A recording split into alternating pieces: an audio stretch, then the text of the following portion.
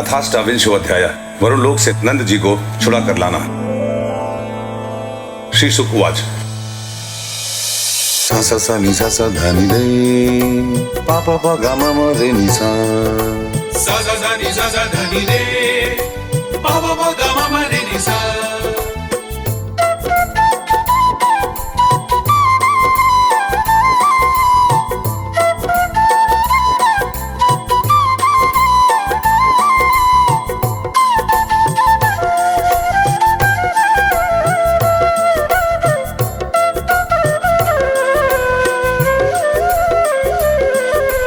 एकादश्यां निराहार समभ्यर्च्य जनार्दनं नातुं नन्दस्तु कालिन्द्य द्वादश्यां जलमाभिषेक। श्री सुखदेव जी कहते हैं, परीक्षित, नंद बाबा ने कार्तिक शुक्ल एकादशी का उपवास किया और भगवान की पूजा की और उसी दिन रात में द्वादशी लगने पर स्नान करने के लिए यमुना जल में प्रवेश किया।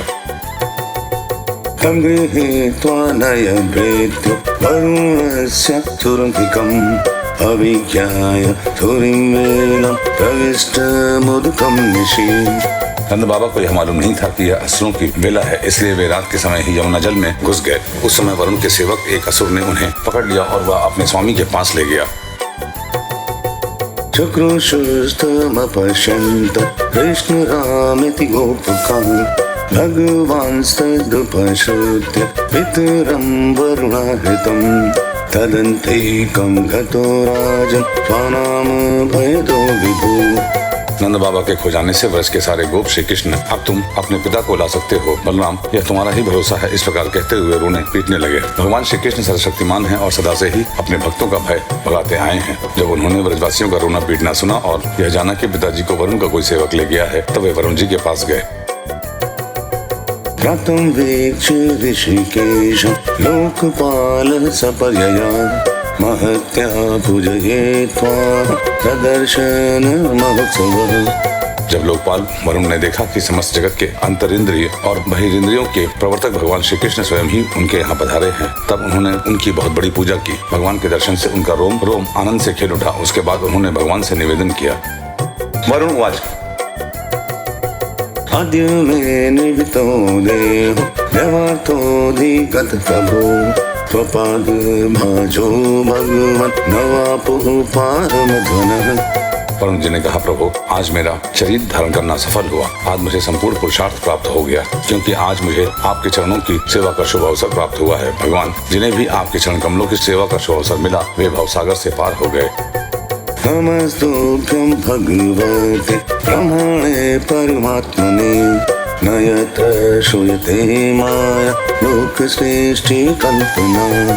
आप भक्तों के भगवान, वेदांतियों के ब्रह्म और योगियों के परमात्मा हैं। आपके स्वरूप में विभिन्न लोक सृष्टियों की कल्पना करने वाली माया नहीं है, ऐसा श्रुति कहती है। मैं आपको नमस्कार करता हूँ।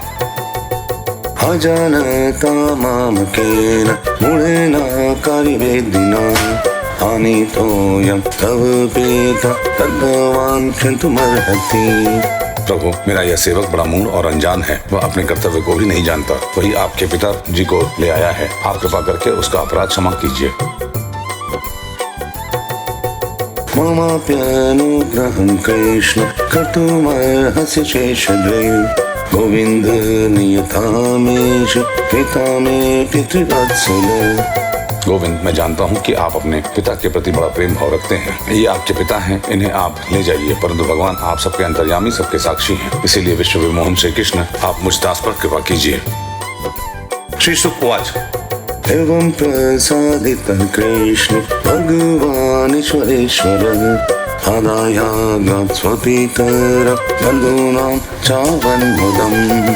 श्री सुखदेव जी कहते हैं, परीक्षित, भगवान श्री कृष्ण ब्रह्मा आदि ईश्वरों के भी ईश्वर हैं। लोकपाल वरुण ने इस प्रकार उनकी स्तुति करके उन्हें प्रसन्न किया। उसके बाद भगवान अपने पिता नंद जी को लेकर ब्रज में चले आए और ब्रजवासी भाई बंधुओं को आनंदित किया। नन्दस्त्वातीन्द्रियं दृष्ट्वा लोकपालमहोदयम् कृष्णे च सन्नतिं तेषां ज्ञातिभ्यो विस्मितो ब्रवीत्। नंद बाबा ने वरुण लोक में लोकपाल के इंद्रियातीत ऐश्वर्य और सुख संपत्ति को देखा और यह भी देखा कि वहाँ के निवासी उनके पुत्र श्री कृष्ण के चरणों में झुक झुक कर प्रणाम कर रहे हैं। उन्हें बड़ा विस्मय हुआ। उन्होंने ब्रज में आकर अपने जाति भाइयों को सब बातें कह सुनाई। स्थित्वास्तुत्य धियो राजन् मत्वा गोपास्तुमीश्वरम् अपि नः स्वगतिं सूक्ष्ममुपाधास्य तदीश्वरः।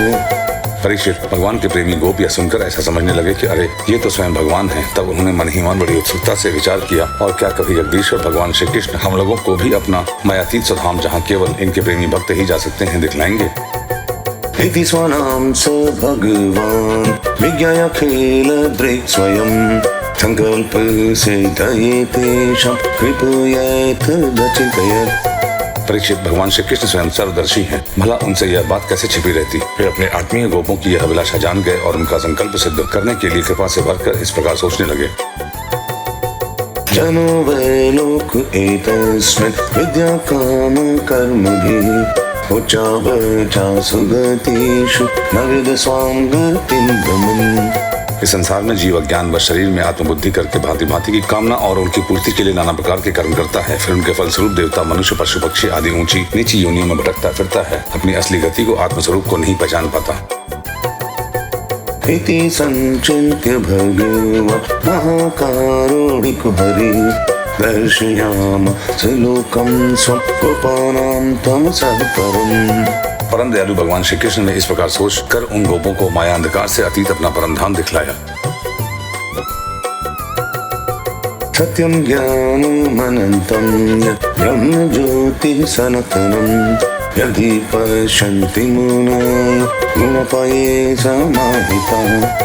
भगवान ने पहले उनको उस ब्रह्म का साक्षात्कार करवाया, जिसका स्वरूप सत्य, ज्ञान, अनंत, सनातन और ज्योतिष स्वरूप है, तथा समाधि निष्ठ गुणातीत पुरुष ही जिसे देख पाते हैं। ते तु ब्रह्मविदम्मीत मनः कृष्णेन चोद्धृतः तदुषर्गमणो लोकं यत्र क्रूरदव्यापुरा। जिस जलाशय में अक्रूर को भगवान ने अपना स्वरूप दिखलाया था, उसी ब्रह्म स्वरूप ब्रह्म हृदय में भगवान उन गोपों को ले आए। वहाँ उन लोगों ने उसमें डुबकी लगाई, वे ब्रह्म हृदय में प्रवेश कर गए। तब भगवान ने उसमें से उनको निकालकर अपने परम धाम का दर्शन कराया। नन्दादयस्तु तं दृष्ट्वा परमानन्दनिर्वृतः कृष्णं च तत्र छन्दोभिः स्वयमनं सुविस्मितः। उस दिव्य भगवत स्वरूप लोक को देखकर नंद आदि गो परमानंद में मग्न हो गए। वहाँ उन्होंने देखा कि सारे वेद मूर्तिमान होकर भगवान श्री कृष्ण की स्तुति कर रहे हैं। यह देखकर वे सबके सब परम विस्मित हो गए।